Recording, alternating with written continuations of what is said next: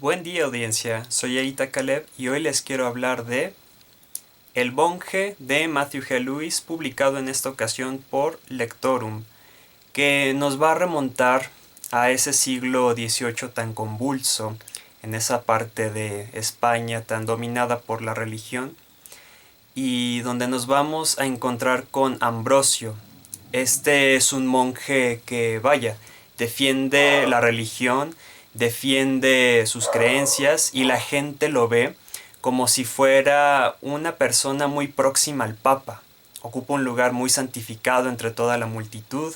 La gente confía en lo que llega a decir ahí en el púlpito, en estas impresionantes iglesias. Pero claro, es un modelo de virtud, incorruptibilidad y bueno, lo tienen casi como un santo a este monje. Y de alguna manera sería un poco problemático llamarlo monje, ya que tiene una jerarquía muchísimo más elevada que el resto de las personas que están en el monasterio. Después, en esta misma historia, nos vamos a mover con la joven Antonia, que es una joven bellísima, que es una chica llena de virtudes, virgen, que tiene diferentes pretendientes y que por azares del destino o por azares del dios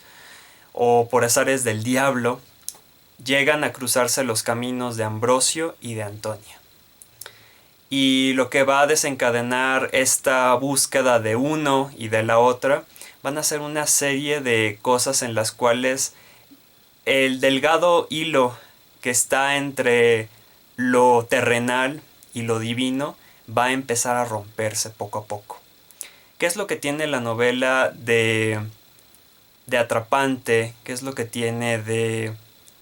pues excelente? Ya que es una de las tantas referencias que utiliza Lovecraft en su ensayo del horror en la literatura, y donde menciona que tiene estas imágenes sobrecogedoras y es para alarmarse, ya que en ese tiempo estoy hablando de una novela, esta publicada en 1793. Por supuesto que iba a ser objeto de censura, iba a ser objeto de búsqueda, porque lo que narra en estas páginas es una denuncia contra el Santo Oficio y los procesos de la Inquisición, aparte de una crítica muy objetiva hacia la religión, pero no tanto hacia la parte de la devoción, sino a estas cofradías religiosas, a estas órdenes de la religión que tienen sus propias reglas, que están libres de todas leyes del Estado, que están libres de que alguien más se quiera meter directamente y que las protege como este halo invisible de lo divino, de lo religioso,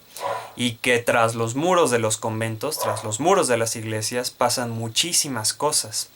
Esta novela sirve como esa denuncia para mostrar qué tanto llega a este nivel de evitar la corrupción propia, pero dañando a un tercero, dañando a alguien que no tenía la culpa, que estaba en el momento y lugar equivocado, y que la persona que señala es vista como santo, santa, solamente porque dejó los tormentos para quien supuestamente los merecía. En este caso, el monje es una especie de casi papa, por así decirlo, y que poco a poco vamos viendo, no es spoiler ni mucho menos, pero cómo se va corrompiendo, cómo él en este ideal de mantenerse casto, mantenerse virtuoso, toma decisiones difíciles, pero también que afectan muchísimo la vida de los demás. Y tal vez un punto negativo que diría en esta reseña es que llega a un punto determinado en el cual, bueno, toda la novela está hablada en tercera persona, pero hay veces en las cuales nos metemos en las narraciones de algunos personajes que hablan en primera persona, a mí me pasó tal cosa, estuve viajando por allá, y nos perdemos un poco en la narración, sobre todo de un personaje que se llama Don Raimundo. Don Raimundo pretende a Inés, que es otro ahí este personaje, pero en el pretende, en esa palabra,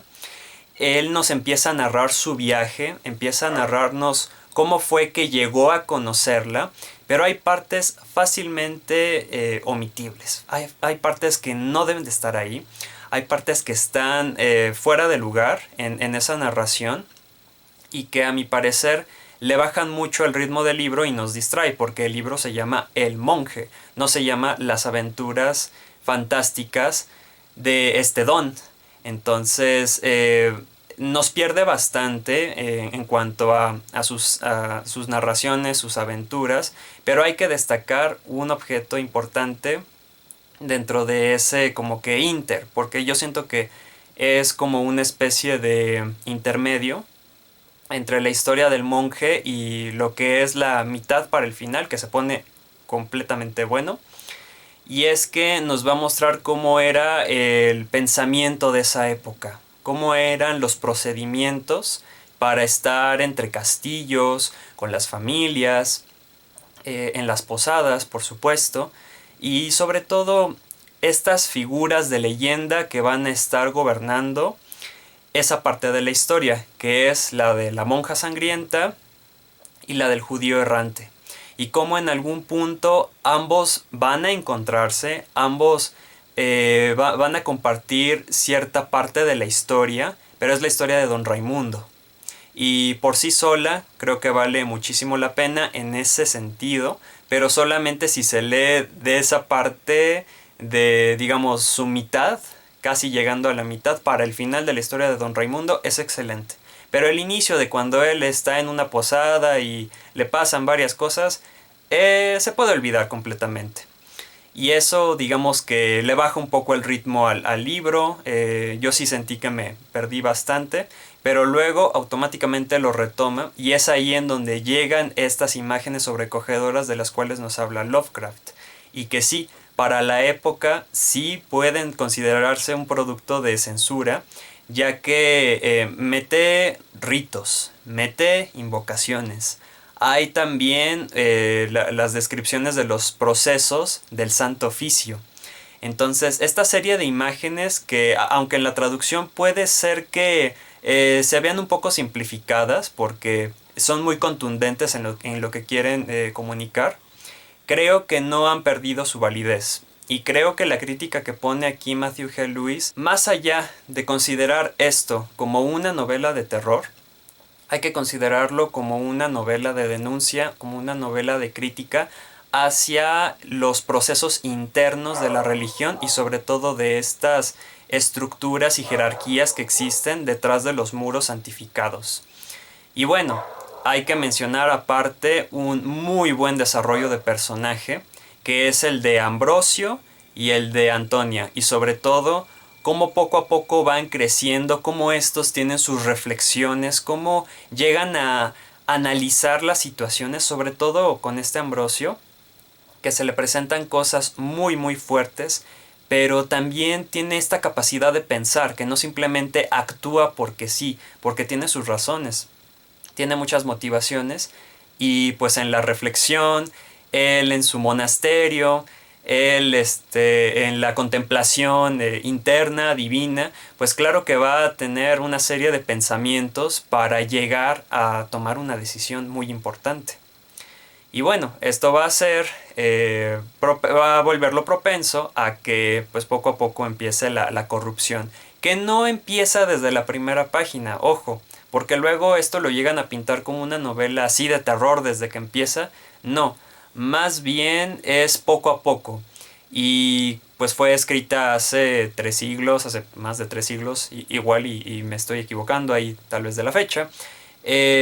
Pero yo creo que hay que leerla con paciencia, en el mismo sentido que Carmilla tiene lo suyo para crear la atmósfera, porque como dije antes, sí, nos va a hablar de las costumbres, nos va a hablar del modo de vida, pero también nos va a hablar de todo el contexto, de lo que rodea la ciudad y sobre todo que nos estamos enfocando en lo que es el terreno de la iglesia, las casas que están cerca y en la narración de Don Raimundo un castillo y ya.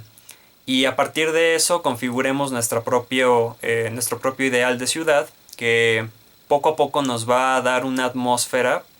y nos va a dar pie para que en este lugar podamos crear algo con nuestra imaginación. Algunas descripciones sí son muy detalladas, algunas descripciones están vacías, así por completo, pero yo creo que más que incomodar, más bien nos pone a trabajar a todos la imaginación. Así que me parece una buena novela, sí, ¿por qué no? Más editada por Lectorum, que creo que ahorita todos los derechos de esta novela la tiene Alma Clásicos y Valdemar. Así que hay que darle una oportunidad para ver estas bases de lo que se volvería ya el horror gótico, el horror de en la religión tal cual, y que utilice este tipo de temáticas. Así que, sin más que decir, nos vemos en el siguiente video.